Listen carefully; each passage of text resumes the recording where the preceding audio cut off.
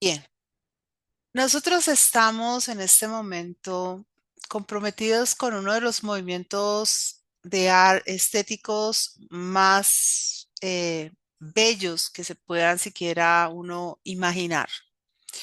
El academicismo, sin lugar a dudas, nos va a poner frente a la experticia en el manejo de las formas estéticas. Los académicos son unos maravillosos compositores en términos de sus obras, de la creación de la obra, de el manejo de la luz, el manejo del color, el manejo de la imagen.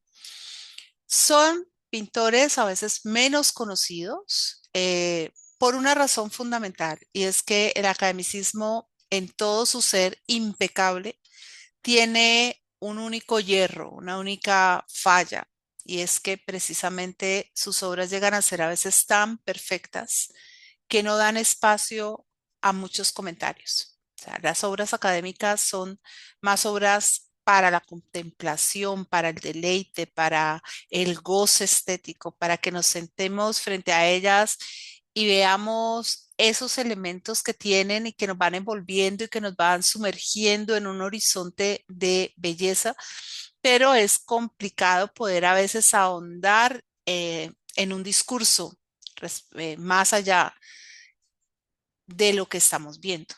Y esto hace que la crítica la deje muchas veces de lado. Además, está el hecho casi que inconfesable, un pecado de marca mayor que consistió precisamente en haber sido esa roca frente o contra la cual reventaron los grandes sismos del arte, el academicismo, el expresionismo, el modernismo, todos, el simbolismo, todos, el surrealismo, todos revientan contra esa forma de expresión estética.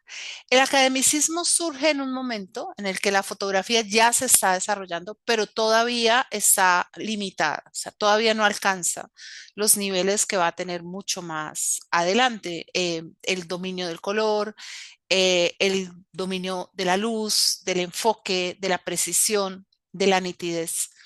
Entonces, el arte todavía le puede salir adelante a la fotografía en la ejecución de la imagen. Después, con el paso del tiempo, esto ya no será tan fácil.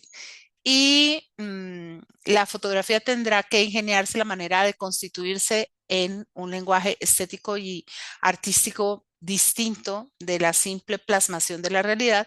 Y el arte tendrá que buscar maneras nuevas de transformar la realidad, de comunicar la realidad, de ejecutar los dominios plásticos. Bien, me gusta decir, lo he dicho mucho en estos últimos días en diferentes espacios, que para mí el punto de determinación de lo bueno que puede llegar a ser un pintor o una pintora es el retrato. El retrato es una forma de realización muy compleja. ¿Por qué? Porque estamos viendo frente a nosotros un rostro humano de un desconocido o desconocida. Obviamente para quienes los mandaron a hacer, para quienes los compraron, para quienes se deleitaron con su ejecución original porque conocían al modelo. Los retratos tenían un significado profundo que nosotros no alcanzamos a lograr. Para nosotros el retrato es una imagen más o menos significativa. Entonces, cuando nosotros encontramos un retrato que atrae nuestra mirada, que la captura, que nos seduce, que nos lleva al dominio de la imaginación, que nos presenta no simplemente un rostro humano, sino un rostro humano específicamente determinado por unas condiciones de expresión, de color, de emotividad, de acción, pues entonces nosotros estamos ante una obra de arte que verdaderamente nos deja entrever la genialidad o la maestría de quien la ejecuta. Aquí estamos con Tomás Couture. Yo no sé muy bien cómo se pronuncia, así que me disculpo de antemano. Y estamos viendo un autorretrato del pintor. Ese autorretrato nos deja entrever a un hombre apasionado, a un hombre de sentimientos profundos, a un hombre que también tiene ese dejo de romanticismo. En el retrato, el pintor ha escogido como elemento de referencia los tonos marrón, unos tonos que tienen varias consideraciones. En primer lugar, son tonos neutros, no son tonos que generen un desenvolvimiento emocional como pueden ser los rojos, los amarillos o los azules, de esas tonalidades que son mucho más fuertes para la percepción. Son tonos que permiten una modulación tonal muy armoniosa, muy interesante, con juegos de luz que pueden capturar fácilmente entonces la imaginación del espectador. Un muy bello retrato, un muy, muy, muy, muy bello retrato. Y ahora estamos con Horacio y Lidia, entonces ya pasamos directamente a esas historias que tienen que ver con todo lo que va a ser la historia de Roma. A los académicos les encanta toda esta idea, ¿sí? Todas estas historias del pasado, de la antigüedad. Muchas de ellas las consideran precisamente como historias de carácter claramente ejemplar. Entonces le dan todo ese sentido propio de la enunciación que tiene que ver con lo romántico. Horacio es el gran latinista, es el hombre que se destaca específicamente por su habilidad y, digámoslo así, por la manera en que puede desarrollar todo su intelecto. Y Horacio va a vivir una historia muy especial con Lidia, dando paso, ¿sí? A lo que son algunas de sus odas o enunciaciones poéticas. Bien, ahí vemos claramente la construcción muy académica, no sin algunos dejos de romanticismo. Y ese romanticismo queda enunciado en la obra fundamentalmente en los contrastes de luz, en los tonos cromáticos adjudicados tanto al poeta como a su amante. Ahora, una de las escenas más notables en este periodo, los académicos son unos pintores que están vinculados muy profundamente con una construcción social, que es la construcción social de su tiempo, el periodo victoriano. Tienen unas nociones de lo que debe ser eh, el horizonte hacia el cual los seres humanos van a mirar. Ustedes me van a decir, Gilma, pero el periodo victoriano es para el Reino Unido, no solamente. Es decir, uno caracteriza periodo victoriano, obviamente en el Reino Unido tiene una fuerza y una marca muy particular, pero digamos que cuando nos salimos hacia los espacios franceses, estamos más o menos allí, ¿no? Jugando hacia lo que va a ser en Francia después el tiempo de la monarquía de Luis Felipe de Orleans, antesala de lo que después será el Segundo Imperio francés. En ese espacio francés, en el mismo espacio traspasado a la parte alemana, que está en pro de su unificación, trasladado a la parte británica, donde está la reina Victoria, trasladado a la parte italiana, en todos estos lugares se está viviendo básicamente el mismo espacio dramático y es el espacio de la construcción social propia del tiempo contemporáneo. que tiene que lidiar con unas transformaciones profundas debidas a la revolución industrial. Entonces estamos en un momento en el que ha llegado una nueva tecnología, una nueva forma de ver la vida, una nueva manera de entender los valores.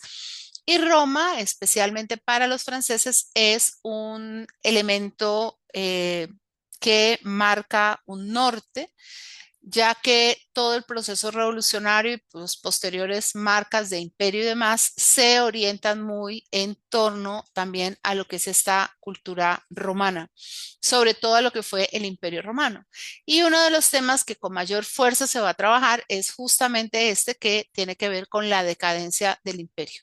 Entonces, esa decadencia se da eh, y se organiza o se contempla especialmente en torno no al momento en el que Roma está claudicando, no al momento en que están llegando los o bien llamados bárbaros sobre Roma en el siglo III después de Cristo, sino fundamentalmente que en el arte y demás se orienta hacia los reinados de emperadores como Calígula, como Cómodo o el propio Caracalla, Gigeta o Heliogábalo. Es decir, estos emperadores que viven en una gran opulencia, pero donde hay un resquebrejamiento de todo lo que había sido la moral antigua que había hecho que Roma se convirtiera en un espacio social y en un espacio tan importante de poder y de expansión. Miren esta belleza, esta digamos, gitana pintada, también, digamos, usando unas estrategias muy cercanas a las del Renacimiento veneciano y muy marcadamente tocadas por el romanticismo. ¿Por qué sabemos que esta es una obra propia del espectro romántico? ¿Y qué pasa con el academicismo frente al romanticismo? Bueno, el academicismo y el romanticismo no necesariamente pelean como no pelean el realismo y el academicismo. Académico es el arte que está hecho conforme a unas formas, a unas maneras que suponen unas estructuras visuales, donde hay en la composición orden, hay medida, hay una, digamos, adecuación que hace que toda la escena esté prevista en términos perfectamente racionales. Entonces, son escenas muy ordenadas, son escenas bien acompasadas, donde las transiciones de color son hermosas, son armónicas, sin disonancias, donde la figura está perfectamente construida, ejecutada, proporcionada, ordenada. La idea es que la obra de arte no llegue frente al espectador como una ola que va a reventar encima de él, como puede pasar con las obras del barroco o con algunas, digamos, de las obras mismas del romanticismo, no academicista, sino romanticismo en pleno, o de otras tendencias, sino más bien como esas olas suaves de ondas muy tranquilas que se pueden encontrar en mares calmos, transparentes, idílicos, ¿no? O sea, donde todo fluye de una manera armónica y donde las transiciones y todo es precioso. Entonces yo me puedo quedar la vida entera a vivir en una obra de estas porque me siento acogida, porque me siento complacida, porque encuentro elementos que me llevan a experimentar deleite. Bien, como les decía, y el romanticismo es, por otro lado, una, un desarrollo estético que proyecta una fuerza emocional. Por eso, en las obras románticas hay un enfrentamiento crítico entre los colores. A veces los colores chocan, a veces hay explosiones de color, muchas veces puestas en el cielo, muchas veces puestas en el paisaje. Hay unas rupturas, Pero también el romanticismo se usa o se hace mucho con unas luces cálidas, con unas luces que son incitantes, con unos colores que llevan de alguna manera a abrigarse, a soñar, a idealizar algo. O sea, el romanticismo es en sí mismo un movimiento de un espectro muy amplio, así que diremos que la referencia academicista está fundamentalmente dada hacia lo técnico y la referencia romántica está dada más hacia los temas y hacia la cometida del tema en relación a elementos como luz y color. Bien, aquí tenemos la obra completa. Como ustedes pueden ver, la joven perfectamente soñadora en un entorno absolutamente idealizado. La imagen es completamente calma y hace que nosotros nos traslademos con la imaginación a ese lugar que está nombrando, que nos está mostrando. Este es otro retrato que a mí me parece absolutamente fantástico, o sea, me encanta, porque creo que hace una descripción visual perfecta de el tema que está trabajando, ¿no? Ese elemento de ser voluntarioso, de la voluntad, o sea, la cometida del rostro, el gesto de la boca, es la posición corporal, nos dicen básicamente todo y hacen que esta obra se quede con nosotros y que nos den ganas de jugar con ella, o sea, de crear un vínculo con ella, de crear un diálogo con ella, de pensar, bueno, y poder imaginarnos toda una idea, una historia alrededor de. Aquí Anselmo Feuerbach fue un discípulo de Thomas y también será pintor. La imagen es muy bella, muy, muy, muy bella. Obviamente centrada en los entornos del academicismo que podemos nosotros interpretar. En algunos casos se interpretaría como romántico, en otros como realista, pero entonces vuelve el mismo punto a colación y es darnos cuenta de que lo uno no riñe con lo otro, ¿no? Es decir, generalmente el realismo que aparece dentro de la vertiente romántica se centra esencialmente en mostrar las cosas como son, las realidades tal como las podemos encontrar en el día a día, pero tiene una connotación completamente romántica. El primer romanticismo tiene una connotación muy idealizada, muy mitológica, muy tendiente hacia el pasado, hacia la Edad Media, hacia otros tiempos. Este está más en lo contemporáneo. Hay un elemento que es muy interesante y muy simpático y es que justamente como pues le pusieron realista a este tipo de romanticismo, cuando llegó la gente que realmente quiso hacer las cosas más realistas, a eso se le llamó naturalismo. O sea, al arte le costó mucho trabajo llegar a enfrentarse con la realidad, a medirse con la realidad y sobre todo con la realidad social desagradable, con esa realidad social que no se quiere ver mucho. Los románticos en general, cuando trabajan desde el punto de vista realista, pues están mostrando, como les digo, los trabajadores, las personas en el día a día, no son las grandes personalidades, pero hay unos elementos de embellecimiento de la imagen, de manejo de sutil, ¿no? De el drama que nos llevan muy claramente a darnos cuenta de que estamos en un entorno bastante romántico.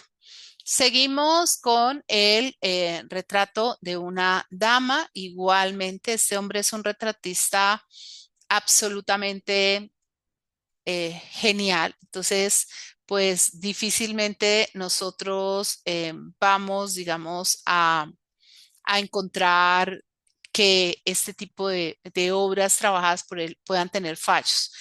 El Arlequín y Pierrot, claramente Volvemos al mismo punto entre romanticismo y realismo. Realismo porque es una escena que se puede ver en el París del día a día de 1857. Romanticismo porque la luz, el color y demás hacen que haya una cierta idealización en las figuras. No hay fallos en ellas, no hay elementos desagradables o chocantes. Ahora el duelo, ¿sí? Y volvemos, o sea, vemos el duelo de los personajes que han estado, digamos, en el circo o en el teatro. Es una imagen bien interesante, es una imagen que desvela también, digámoslo así, particularidades que no son fácilmente visualizables en su tiempo. El joven tamborilero, esta es claramente de nuevo realista, un romanticismo realista, ¿no? Y aquí sí hay un elemento que desacomoda completamente. La obra es muy interesante. Habría podido ser una obra mucho mejor si el pintor hubiera renunciado a ciertas formas de enunciación que son muy, digamos, muy académicas y están muy en el tenor de la época de embellecer lo que no puede no puede ser embellecido y que tiene que ver exactamente con esta guirnalda de flores, ¿no? El tema de las cortesanas y de sus madres es un tema que, por ejemplo, trabaja magistralmente Goya. Solo que en Goya sí hay un realismo totalmente descarnado, ¿sí? Acordémonos que Goya es un pintor al que no se puede clasificar. Eh, Hay un Goya barroco, hay un Goya neoclásico, hay un Goya romántico, hay un Goya realista, al punto de que se habla del goyismo, o sea, de Goya definiendo a Goya, algo que me parece absolutamente fantástico. Aquí la ninfa y los cupidos. eh, el tema está elaborado ya dentro de los cánones más profundos de un cierto academicismo, que es ese academicismo de el betún, que es ese academicismo que busca oscurecer la obra de arte y conjugarla con algunos elementos realistas manifiestos especialmente en la forma en que está realizado el cuerpo de la joven. Este es quizás uno de los cuadros mejores que tiene este pintor. Yo creo que es un cuadro fantástico por el grado de humanidad que alcanza, por la descripción visual que hace, por la manera en que presenta el cuerpo, la relación entre la figura humana y el fondo de la imagen. Es un trabajo muy, muy, muy bien logrado, muy bien construido. Seguimos con la joven italiana. Para los franceses de este momento, Italia y España son dos espacios cuasi salvajes. Uno no lo podría imaginar. Pero para el siglo XIX, la distancia en desarrollos entre Francia e Italia es muy sensible, sobre todo con el sur de Italia. Y lo mismo pasa con España, ¿no? Entonces, ellos ven, sobre todo en los que son los pueblos, en los lugares menos desarrollados, ven esas personas, estos representantes del pueblo que se visten todavía con los trajes típicos y demás, y son muchas de las que ellos van a representar. Ahora vamos con Jean-Louis Ernest Meissonier, eh, un pintor de grandes ligas, también mucho más centrado en los conceptos del academicismo realista, también usando mucho el betún, al igual que todos los academicistas, con una composición de imagen perfecta, manejo de luz equilibrado y con una capacidad para dar belleza a las formas que hacen parte de la composición muy grandes. Meissonier va a ser uno de los pintores que va a seguir o que va a traer a colación el drama napoleónico. En un momento en el que la figura de Napoleón Bonaparte está siendo redescubierta, retomada, replanteada por los franceses, un momento en el cual además Francia está viviendo el Tercer Imperio, así que el emperador aparece de nuevo cabalgando y aparece de nuevo protagonizando los grandes hitos históricos que tuvieron lugar, entre otras cosas, debido a su participación. En todas estas imágenes hay una visión muy, digamos, muy romántica de Napoleón Bonaparte, pero también son obras de gran formato, muchas de ellas con una inmensa cantidad de personajes en escena y que como buenas obras académicas muestran detalles de movimiento en perfecta quietud. O sea, y ahí es donde uno dice, ¿cómo? Bueno, hay una distancia muy grande entre el lenguaje del academicismo y el lenguaje barroco. En el lenguaje académico, todo está muy orquestado, todo está muy ordenado, las cosas están sucediendo de una manera anormal, atípica, porque en la vida real lo que uno ve es agitación, es movimiento, es confusión, es muy lo que uno puede ver en las representaciones que hace, por ejemplo, Goya de lo que fueron los acontecimientos del 2 de mayo en Madrid. Entonces uno ve el drama, la violencia, la agitación, aquí no. Aquí todo parece estar transcurriendo en medio de una gran calma, de una gran tranquilidad y no parece estarse percibiendo la gravedad de los acontecimientos, porque Napoleón está básicamente ante el proceso de recuperar, de haber recuperado el trono de Francia y de enfrentarse de nuevo a la coalición que finalmente lo derrotará.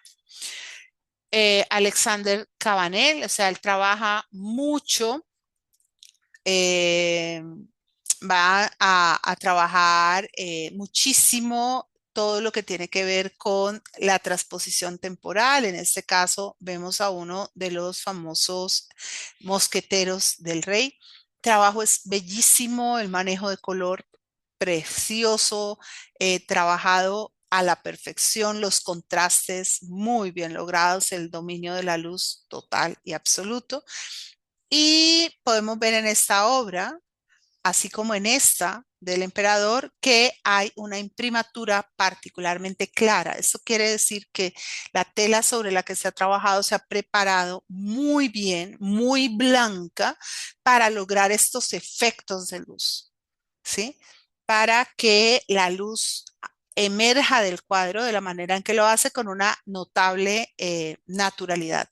Y nótese aquí, por ejemplo, el virtuosismo que tiene el pintor para hacer el suelo. Es un suelo muy decantado, lleno de detalles, lleno de matices, con diferentes niveles de blanco para hacer los efectos de la luz sobre la nieve. Es muy bello, es muy bello. Así como en este, los efectos, sobre todo en la parte baja de la obra, en la parte baja del cuadro, toda esta parte que tiene que ver con las botas, con este muro con ladrillos rojos, o sea, ese juego con el rojo, la manera como se va modificando el color, cómo se va, digamos, decantando en la medida en que va pasando la luz en relación con él, ¿no? Es como va variando la tonalidad del color, la entonación del color según el paso de la luz. Aquí nos encontramos de nuevo con Napoleón Bonaparte, ahora Napoleón Bonaparte con su Estado Mayor. Como les digo, este es un momento en la historia de Francia en la que el bonapartismo está en pleno furor, o sea, hay mucha acogida de la figura de Napoleón Bonaparte, la gente lo quiere ver, la gente lo quiere pensar, Napoleón es el héroe. Ese es un momento en el que yo creo que Napoleón tiene más fama y mejor prensa por sí mismo y sin tenérsela que hacer él, que la que pudo incluso haber tenido en el tiempo del imperio, si es que eso es posible. O sea, en el tiempo del imperio hay gente para la que Napoleón es un dios, pero después de su caída, la noción de los franceses en relación con el corso fue bastante dual, ¿no? Habían personas que pensaban que se le había ido la mano. Otros, en cambio, lo seguían amando. Sin embargo, en el Segundo Imperio, Napoleón emerge con toda la fuerza. Acuérdense que esta es la época en que se construye la tumba de Napoleón en Los Caídos. Miren esta maravilla, ¿no? Entonces, las mujeres que están tendiendo la ropa. Hay en esta obra unos juegos que son muy bellos. Por un lado, cuando uno lo ve, uno dice, ay, tiene un cierto aire a Sorolla.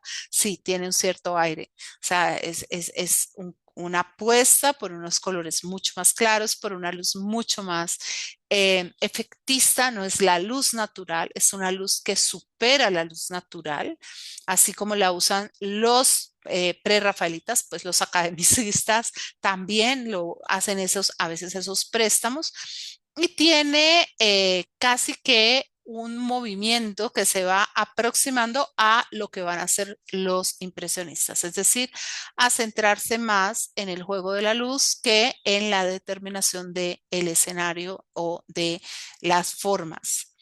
Y esto se ve en la imprecisión formal, o sea, las formas parecen no tener ese elemento tan depurado, tan decantado que nosotros habíamos visto en otros momentos.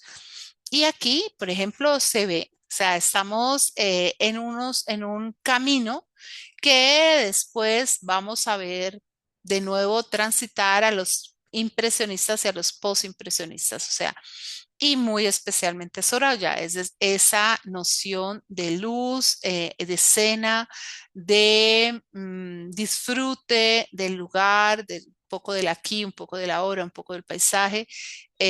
Los seres humanos pasan a un segundo plano, se pierden dentro de la comprensión de lo que se está buscando mostrar, no son el eje de la narración visual y permite a la gente varias cosas. Por un lado, viajar con la imaginación, o sea, poder llegar a lugares a los que no han ido.